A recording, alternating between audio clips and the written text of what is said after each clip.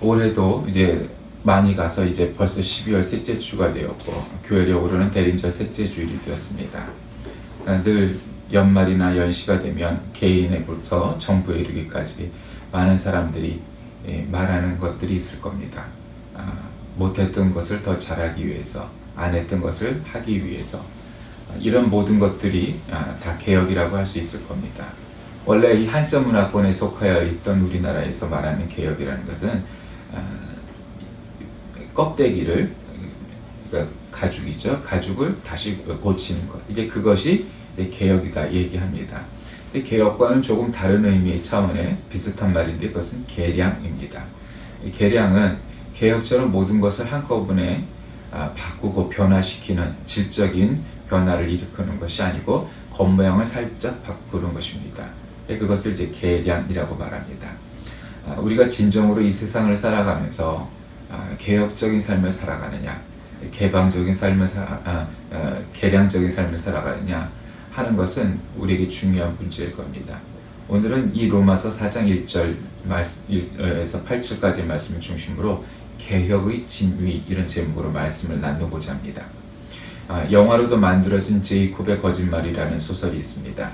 1944년 독일군 점령하에 폴란드 유태인 거주 지역에서 일어난 일들을 사실적으로 묘사한 논픽션 영화입니다. 유대인들은 높다란 담벼락과 철조망이 둘러싸여 있는 안에서 철저히 격리되어 있습니다. 그들은 라디오조차 듣지 못하는 철저한 감시 속에서 외부 소식에 목말라 있습니다. 이런 상황에서 주인공 제이콥이 우연히 독일군이 폴란드 접경에서 러시아군을 무찔렀다 하는 독일군 라디오 방송을 듣게 됩니다. 폴란드 접경에서 전투가 벌어졌다는 것은 불과 400km 밖까지 러시아 군대가 진입했다라는 희망적인 소식이었습니다. 제이콥은 이 희망적인 소식을 너무나도 비참한 생활을 하는 동족 유대인들에게 전합니다. 400km 밖까지 러시아 군대가 진격했대. 그런데 이 말은 단 하룻밤 만에 마을 전체의 유대인들에게 퍼졌고 유대인들은 희망을 갖게 됩니다. 말이란 것이 그렇듯 이 사람 저 사람을 옮겨다니면서 더 희망적으로, 더 연합군에게, 유대인에게 유리한 쪽으로 해석되고 확장되었습니다. 그 모습을 보고 제이콥은 잊지도 않은 라디오를 핑계로 최신 뉴스를 지어내기 시작합니다. 독일군이 패배했대, 미군이 참전했대, 종전의 가능성이 있대, 이렇듯 듣지도 보지도 못했던 이런 가짜 뉴스들이 눈덩이처럼 불어나고, 독일군은 라디오의 실체를 찾아 추적을 하지만 결국 이내 찾기 어렵습니다. 그리고는 파국이 다가옵니다. 이 이야기의 초점은 제이콥이라는 사람의 거짓말 자체에 있지 않습니다. 그 거짓말 때문에 많은 사람들이 희망을 가지게 되었다는 사실입니다. 자살을 하려던 사람들이 자살을 멈추고 삶을 포기하려 했던 사람들이 삶의 의욕을 되찾게 되었다는 겁니다. 그 영화의 마지막 장면에서 제이콥은 결국 라디오는 없었고 모든 말은 자신이 꾸며낸 이야기가 대부분이라고 고백을 합니다. 독일군이 그를 게토에 있는 모든 유대인들을 모은 자리에 끌고 가서 라디오는 없었고 모든 이야기는 자신이 꾸며낸 거짓말이라고 그렇게 말을 합니다. 강요합니다.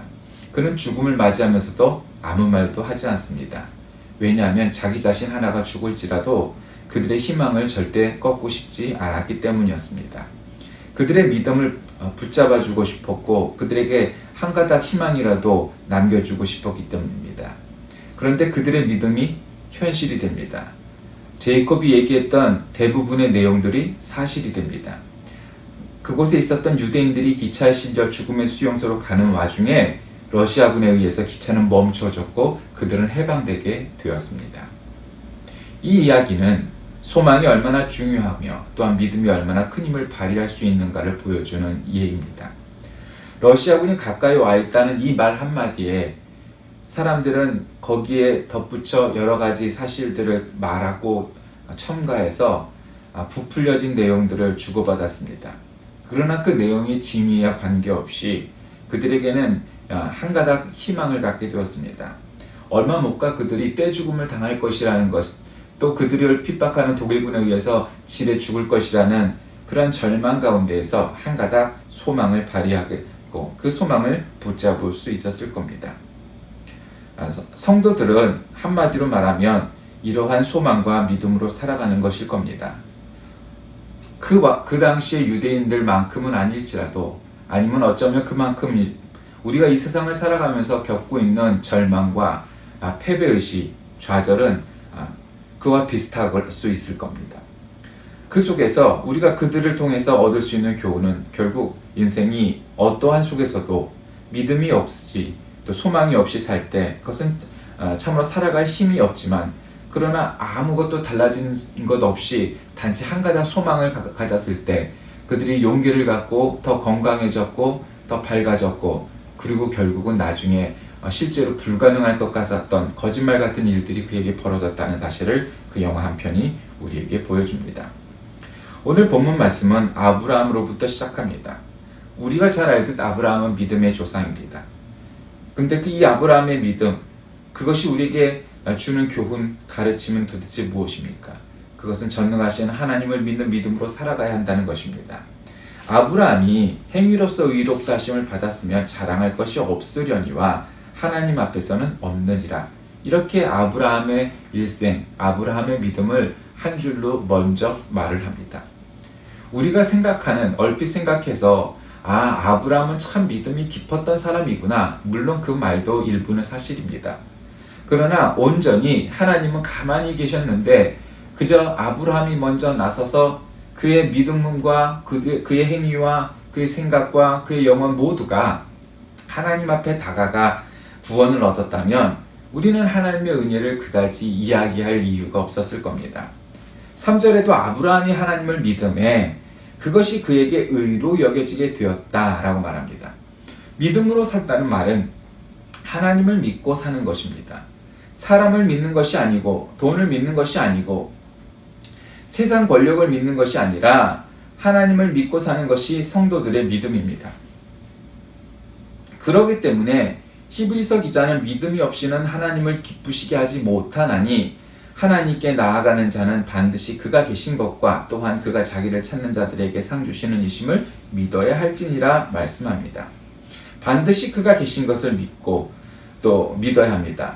있는지 없는지, 있어도 좋고 없어도 좋은지, 계시기는 한데 능력이 없는 건지와 같은 일련의 생각들은 믿음으로부터 출발한 생각들이 아닌 것입니다.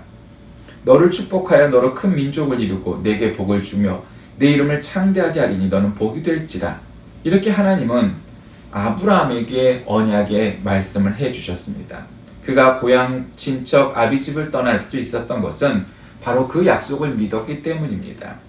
하나님이 계신 것, 하나님이 복을 주신다는 것, 그리고 그 약속을 믿는다는 믿음, 그것이 아브라함의 믿음이었듯 그것이 우리 성도들의 믿음이 되어야 할 것입니다. 둘째로 과거의 주소에서 살지 않고 현재의 주소에서 사는 것을 말합니다. 아브라함의 과거의 주소는 갈대아 우르 그리고 하란이었습니다. 그곳은 어떤 곳입니까? 우상 숭배자들과 함께 우상을 섬기며 살았던 곳입니다. 아브라함의 아버지 데라는 급기야 우상을 만들어 파는 우상 장수였습니다. 그러나 하나님을 믿고 믿음의 삶을 시작하면서 그의 현 주소는 가나안 땅이 되었습니다. 갈대아 우르에 비하면 사람들도 많지 않고 척박한 그런 외진 곳에서 목초지만 있는 그런 곳이었습니다. 그래서 그들은 이전에 살던 곳에서도 훨씬 시골로 내려온 곳이고 사람도 없고 장사할 것도 없는 그러한 외진 곳으로 내려오게 된 것입니다. 그러나 그는 과거에 갈대아 우르에서 살던 것에 연연하지 않았습니다. 왜냐하면 하나님이 인도하신 현 주소가 바로 가나안이었기 때문입니다. 이성적으로 보든 아니면 인간적으로 보든 갈대아 우르에 비하면 가나안 땅이 훨씬 더 좋은 조건일 리가 없어졌을 겁니다. 그럼에도 불구하고 아브람은 그 말씀에 순종하여 그것을 갔습니다. 미국의 스탠퍼드 대학은 철도 사업으로 부자가 된 후 캘리포니아 주지사와 상원의원을 지냈던 스탠퍼드에서 세워진 학교입니다. 근데 이 학교가 세워진 데는 다음과 같은 사연이 있습니다. 스탠퍼드의 하나뿐인 아들이 15세에 죽게 되자 상심하였던 스탠퍼드는 마음을 바꾸었습니다. 내 아들은 죽었지만 캘리포니아의 모든 젊은이들을 내 아들로 삼아 키우겠다. 그래서 스탠퍼드 대학을 세웠습니다. 절망하던 과거의 자리를 박차고 많은 젊은이를 아들로 키워내는 승리의 자리로 현 주소로 옮기게 된 것입니다. 이 믿음의 사람은 자기 현 주소를 나를 사랑하사 나를 위하여 자기 자신을 버리신 하나님의 아들을 믿는 믿음 안으로 옮겼기 때문입니다. 우리의 현 주소를 믿음으로 믿음 안으로 옮길 때에 한 사람이 아닌 수백, 수천, 수만 사람을 위한 사람이 될 수 있게 될 것이고, 불가능하고 어렵고 도저히 깨질 것 같지 않았던 현실도 타파하게 될 것입니다. 출애굽한 이스라엘 백성들이 가데스 바네아에서 가나안 땅을 정탐하고 돌아온 정탐꾼들의 보고를 듣게 되었습니다. 그때 10명의 정탐꾼들은 절망적인 보고를 합니다. 그런데 모세 외에 다른 지휘관들을 세워서 애굽으로 돌아가자고 주장을 합니다. 과거의 주소로 회귀하자는 것입니다. 화려했던 애굽으로 돌아가자는 것입니다. 그러나 그것은 하나님이 원하신 것이 아니었고 또 그것은 믿음의 주소가 아니었습니다. 믿음의 사람은 과거로 돌아가지 않고 미래를 향하여 전진하는 사람입니다. 하나님을 믿으니까 하나님이 약속하신 것, 하나님이 주시겠다고 하는 말씀을 믿고 그 가나안 땅을 향하여 나아가는 것입니다. 셋째는 하나님의 자녀로 사는 것을 말합니다. 오늘 본문 4절 5절에 보면 믿음이 은혜라는 말을 설명하는 가운데 품삯에 대한 이야기가 나옵니다. 일하고 나서 삭스를 받는 것은 은혜가 아니고 정당한 보수입니다. 그런데 일을 한 것이 없는데도 하나님께서 의로 여기심을 받는 사람은 복이 있다고 말을 합니다. 여러분, 세상에서 누가 일을 한 것이 없는데 의로 여김을 받게 하고 복 있는 사람이 될 수 있겠습니까? 그것은 바로 다름 아닌 자녀들 뿐입니다. 자녀가 아닌 종들은 열심히 일을 해야만 그 삭스를 받고 먹을 것을 얻어먹을 수가 있습니다. 어느 직장인도 일하지 않은 사람에게 헛돈을 쓰는 법은 없습니다. 그러나 자녀란 그 부모에게 일을 하지 않아도 일꾼이 받는 삭 이상의 대접을 받고 자랍니다. 종은 무엇을 함으로 말미암아 위치나 보수나 대접을 받게 되지만 자녀는 당연히 받는다고 생각을 합니다. 그리고 또 부모 역시 자녀들을 먹이고 입히고 재우고 가르치고 하는 모든 것들을 당연히 여깁니다. 아이들이 돈 한 푼 내지 않고 집에 들어와서 먹고 자고 잠을 자지만 전혀 미안한 기색도 없고 오히려 가끔 투정을 할 때도 있지만 그것을 당연하다고 여깁니다. 왜 그렇습니까? 자녀이기 때문입니다. 여러분, 믿음으로 산다고 하는 것은 예수 그리스도의 보혈을 믿고 내가 하나님의 자녀라는 자신감을 갖고 당당하게 살아가는 것, 그것을 말합니다. 예수님의 보혈을 믿고 우리는 이미 하나님의 자녀가 되었습니다. 그러기에 하나님을 아바 아버지라 부르면서 당당하게 주님 앞에 나아갈 수 있습니다. 그런데 종은 그렇게 생각하지 않습니다. 내가 무엇을 열심히 해야 하고 하지 않으면 혼나며 또 하지 않으면 얻어먹거나 생활을 영위할 수 없게 됩니다. 그러나 자녀는 그렇지 않습니다. 예수 그리스도의 보혈을 믿고 구원받았음을 믿고 당당하게 하나님 앞에 하나님의 자녀로 나아가시길 바랍니다. 그것이 믿음으로 사는 것입니다. 넷째는 하나님의 상속자로 살아가는 것입니다. 13절에 보면 아브라함이나 그 후손에게 세상의 상속자가 되리라고 하신 언약은 율법으로 말미암은 것이 아니요 오직 믿음의 의로 말미암은 것이다 하는 말씀이 나옵니다. 믿음으로 의롭게 된 하나님의 자녀들은 하나님의 상속자로 살아가게 된다는 말씀입니다. 상속자가 무엇입니까? 부모의 유산을 물려받은 자를 말합니다. 우리가 믿음으로 산다고 하는 것은 하나님이 우리의 아버지가 되시고 자녀된 우리가 이 세상에서 하나님의 축복을 받으며 영원한 하나님의 나라를 상속받게 된다는 것을 믿으면서 살아가는 것입니다. 아브라함이 믿음으로 살았다는 것은 하나님이 주실 상급을 믿고 하나님이 약속하신 가나안 땅에서 살았다는 것입니다. 하나님은 이 땅을 너와 내 후손에게 주리라고 약속을 하셨습니다. 그 약속을 아브라함은 믿었고 그 믿음대로 그 자녀들이 그 땅을 상속받게 됩니다. 마찬가지로 우리에게는 영원한 하나님의 나라를 주시겠다 하는 하나님의 약속이 있습니다. 그 약속을 믿고 그 나라를 소망하며 기쁨으로 살아가는 것이 믿음 생활입니다. 바울은 믿음의 조상 아브라함의 믿음과 그로 인한 축복을 증거함으로써 아브라함의 자손된 모든 성도의 믿음과 축복을 교훈하려 합니다. 아브라함이 바랄 수 없는 중에 하나님의 약속을 믿어 의심치 아니하므로 하나님의 놀라운 은혜의 축복을 체험하였던 것은 곧 모든 성도에게 적용되는 믿음과 축복의 원리가 되는 것입니다. 칭의된 믿음. 사실 그 믿음 자체는 구원받는 공로도 아니고 그 믿음만으로 따지면 아무것도 볼품이 없는 보잘것없는 것일 겁니다. 그러나 의인된 믿음, 즉 의롭다고 칭하고 인정받은 그 믿음은 하나님께서 인정해 주시는 겁니다. 우리가 성경에서 잘 아는 예화처럼 아침에 온 일꾼이나 오후에 올 뿐이나 끝날 때 온 일꾼이나 모두가 한날의 품삯을 다 받게 됩니다. 그것은 이성적으로 납득할 수 없는 원리입니다. 그리고 사례입니다. 그런데 성경이 우리에게 그와 같은 교훈을 주시는 까닭이 무엇이겠습니까? 사람은 누구나가 구원받은 공로는 오직 예수의 피밖에 없다, 믿음을 의로 여긴다, 또 하나님의 은혜로 우리가 구원을 받았다 말을 하지만, 그러나 무언가 자기의 공로를 남기고 자기가 남보다 낫다고 하는 점을 부각시켜서 하길 원합니다. 그것은 인간의 본성입니다. 그런데 예수께서 말씀하시기를 너희 조상 아브라함은 나의 때 볼 것을 즐거워하다가 기뻐하였다라고 말씀합니다. 즉 창세기 22장 18절에 있는 내 씨로 말미암아 천하 만민이 복을 얻으리라 하신 말씀에 나타난 바로 이 씨가 예수 그리스도를 가리킨 것이라고 성경은 말합니다. 그러므로 그리스도도 아브라함이 믿은 거룩한 약속의 그 결과로서 나타나게 된 사건입니다. 그런데 그것이 하나님이 나타나신 것이죠. 그러니 아브라함의 믿음이란 것은 아브라함 개인의 자체의 믿음과 행위와 그의 인격과 그의 일생을 갖고 평가만 한다고 해서 끝나는 것이 아닙니다. 그것은 최소한 역사적 평가도 안 되는 것이고 또한 신앙적 단계의 평가에서는 말할 나위도 없습니다. 결국 아브라함의 믿음의 결과가, 그 씨의 결과가 예수 그리스도까지 나타나게 된 그 시발점이었다는 사실이 중요한 것입니다.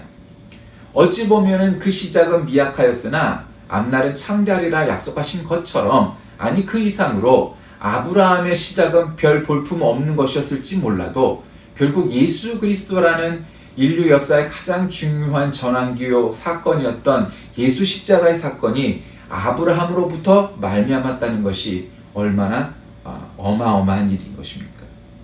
아브라함은 확연히 알 수는 없지만 하나님의 권위에 기초한 확실한 믿음이 있었습니다. 마치 어린아이가 약의 내용도 분석도 할 줄 모르지만 그 부모의 말에 순종하여서 약을 먹은 후에 약의 효력을 얻게 되고 병이 낫는 것과 마찬가지로 아브라함은 하나님의 권위를 의지해서 그 말씀을 전적으로 믿습니다. 하나님을 믿고 의지하는 근거는 그의 말씀에 기초합니다. 하나님의 말씀은 우리의 삶을 비춰주는 빛이며 영원한 생명을 주시는 구원의 길입니다. 주의 말씀으로 우리는 칭의를 통해 구원의 반열에 오르게 되는 것입니다. 성도는 아브라함의 믿음과 같이 그리스도의 부활신앙을 소유하여 부활의 능력을 체험하며 살아가야 하는 자들입니다. 현실적으로 불가능하게 보이는 일도 하나님의 창조적 능력을 믿어 의심치 아니할 때 믿을 수 있고, 이미 믿은 자는 하나님의 초자연적인 능력을 체험하게 되는 것입니다. 믿음으로 하나님의 약속하신 복을 받는 성도가 되어야 합니다. 바로 그것이 개혁의 진위입니다. 계량으로 빠지지 않고 우리가 진정으로 개혁하기 위해선 하나님의 약속 믿고 가는 자여야 합니다. 하나님의 말씀을 품고 있는 자여야 합니다. 하나님의 성령과 동행하는 자여야 합니다. 그것이 개혁의 진리를 밝혀주는, 계량하지 않고 개혁할 수 있는 그런 방법이기 때문입니다.